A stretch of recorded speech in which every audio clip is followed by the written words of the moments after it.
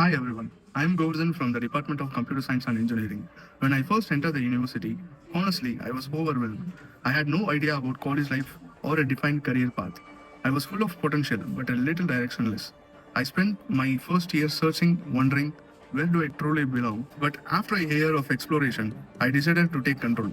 My goal became clear to find where my true interest lies and start building. I actively participated in countless technical events, hackathons, and competitions.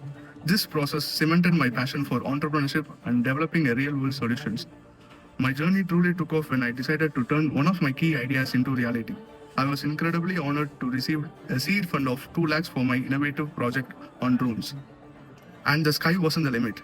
I was just the beginning.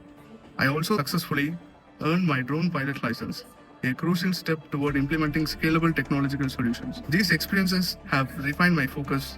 Now I am driven by a desire of higher studies and translating my entrepreneurial drive into major and tangible impact. I would like to express my heartfelt thanks for the constant support that made these achievements possible. To our Honorable President Sir, respected HOD Ma'am, my class in charge, and all the dedicated faculty members who believed in my potential. Thank you for your unparalleled guidance and encouragement.